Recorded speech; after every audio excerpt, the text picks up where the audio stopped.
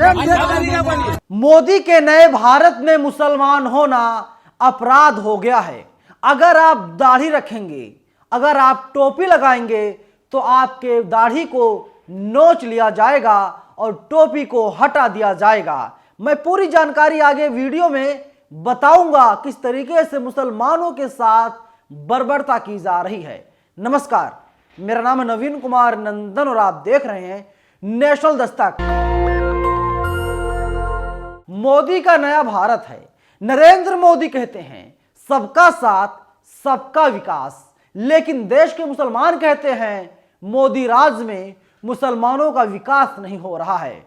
अगर विकास हो रहा है तो नफरत का विकास हो रहा है, नफरत की खेती हो रही है, क्योंकि आजाद मुल्क में नरेंद्र मोदी के युग में मुसलमान होना गुनाह और सबसे बड़ा अपराध होता हुआ दिखाई दे रहा है। पूरी जानकारी क्या है मैं आपको ट्वीट के जरिए बताना चाहता हूं, क्योंकि आईपी सिंह ने ट्वीट किया है। आईपी सिंह लिखते हैं मोदी जी का नया भारत है, लोग कपड़े और दाढ़ी बाल से पहचाने जाते हैं और संसद में डैश डैश आप पढ़ लीजिए खुद से और आतंकवादी बोला जाता है। यूपी मुरादाबाद के थाना भोजपुर क्षेत्र के इमाम जी रहने वाले हैं। वे इंदौर जा रहे थे, ट्रेन में उनके साथ बर्बरता हुई, उन्हें डैश आप पढ़िए स्क्रीन पर और गालियां दी गई, उनकी दाढ़ी नोची गई और वीडियो को जारी कर दिया गया। मुसलमान को गाली दी जा रही है, बुजुर्ग मुसलमान हैं, उनकी दाढ़ी को नोचा जा रहा है। मैं आपसे पूछना चाहता हूं, इन लोगों को, इन नफरती चिंटुओं को अधिकार किसने दिया है? ये लोग मुसलमान भाइयों की दाढ़ी को नोचने का काम करेंगे?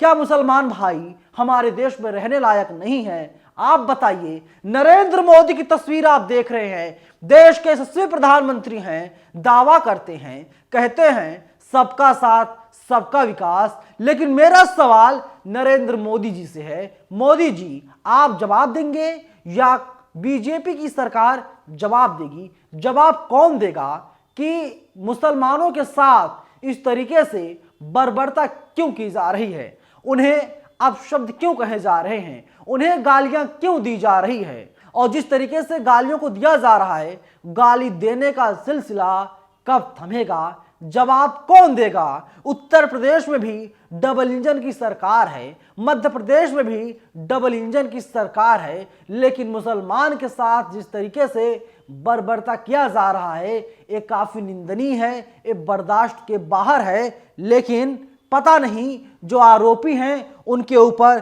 कार्रवाई कब होगी, नरेंद्र मोदी कार्रवाई कब करेंगे? सत्य प्रकाश भारती ये लिखते हैं मस्जिद के इमाम की ट्रेन में पिटाई, दाढ़ी नोची गई, मुरादाबाद से इंदौर जा रहे थे, अब लापता हो गए। कहां चले गए? किसी ने मारकर फेंक दिया या पुलिस आई उठाकर लेकर चली गई? क्या हुआ किसी को कुछ नहीं पता है। या फिर जो मौलाना साहब थे, इमाम थे, ये ट्रेन के नीचे खुद चले गए, कहां चले गए कुछ पता नहीं चल पा रहा है। आगे लिखते हैं सत्य प्रकाश भारती, मुरादाबाद के थाना भोजपुर क्षेत्र के रहने वाले इमाम मोहम्मद हासिम पुत्र मोहम्मद कल्लू इंदौर के लिए 7 दिसंबर को निकले थे।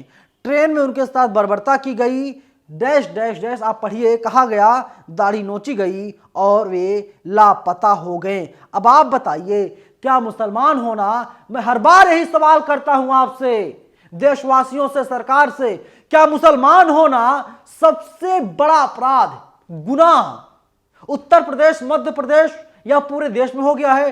मुसलमान भाइयों को निशाना क्यों बनाया जा रहा है?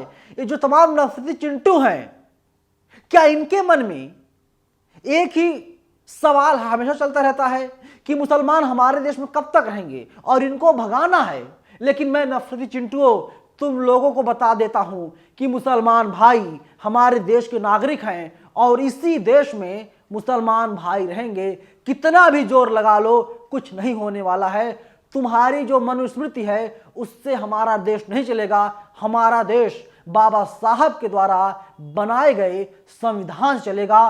तुम लोग कुछ भी कर लो, मुसलमान तो इसी देश में रहेगा रहेगा रहेगा। हमारे देश के तमाम नफरती चिंटू ऐसे हैं जो लगातार हमारे देश के मुसलमानों पर हमले करते हैं, मुसलमानों को मारते हैं, पीटते हैं, डराते हैं, धमकाते हैं, लेकिन एक भी चलने वाला तुम लोगों का नहीं है।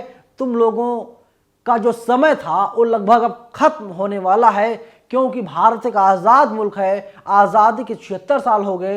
हिंदू, मुस्लिम, सिख, ईसाई, जैन, बौद्ध, जितने भी धर्म हैं, सभी लोगों का ये भारत है, ये हिंदुस्तान है, ये इंडिया है। सभी लोग यहाँ पर रहेंगे। और अगर आपको आपत्ति है, आपको दिक्कत है, तो आप लोग कोई नया रास्ता, कोई नया देश खोज सकते हैं।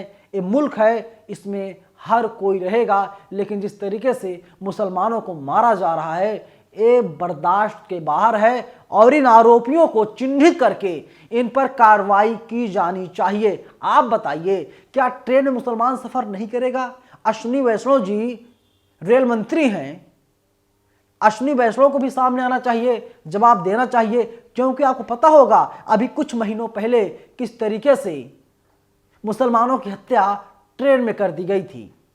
आपको पता है कि देश में जो लोकतंत्र है, लोकतंत्र के सबसे बड़े मंदिर संसद भवन में एक मुसलमान सांसद को किस तरीके से गाली दिया गया। मैं दानिश अली की बात कर रहा हूं। और जिस आरोपी सांसद ने गाली दिया, उसके ऊपर कोई कार्रवाई नहीं हुई। लोकसभा स्पीकर ने कहा हम रिकॉर्ड से हटा देंगे, इसे रिकॉर्ड में नहीं रखा जाएगा। अब आप बताइए कि सड़कों पर मुसलमान पीटा जा रहा है, मारा जा रहा है, और सदन में मुसलमानों की लिंचिंग करने की कोशिश की जा रही है। वर्बली जुबान से लिंचिंग करने की कोशिश की जा रही है। लेकिन मैं फिर से दोहरा देना चाहता हूं, मुसलमान हमारे देश का है और हमारे देश में ही मुसलमान रहेगा। सदब आफरीन लिखती हैं, खबर है कि यूपी मुरादाबाद के रहने वाले मौलाना साहब दिल्ली से मध्य प्रदेश जा रहे थे।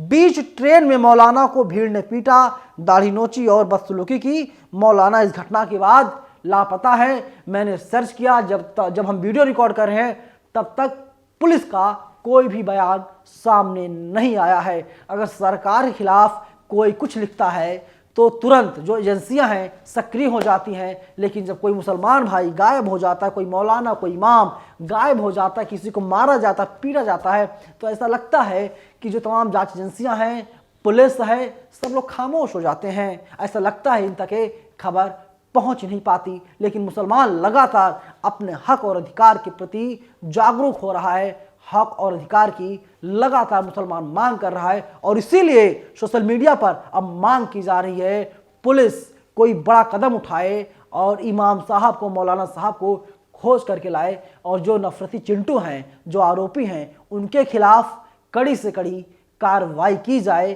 क्योंकि नरेंद्र मोदी का जो सपना है, सबका साथ सबका विकास, उस पर डेंट लगाने का काम ये नफरती चिंटू लगातार कर रहे हैं।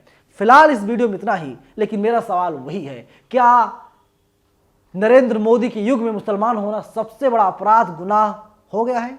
कमेंट बॉक्स आपके लिए खुला हुआ है।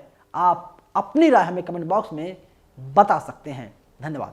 नेशनल दस्तक की आपसे गुजारिश है कि अगर इसको बचाना चाहते हैं तो नेशनल दस्तक को सब्सक्राइब करने के लिए रेड कलर के सब्सक्राइब बटन को दबाएं, फिर बेल आइकन की घंटी दबाएं। नेशनल दस्तक को बचाने के लिए बहुत जरूरी है कि हर खबर को शेयर करें, लाइक करें, कमेंट जरूर करें।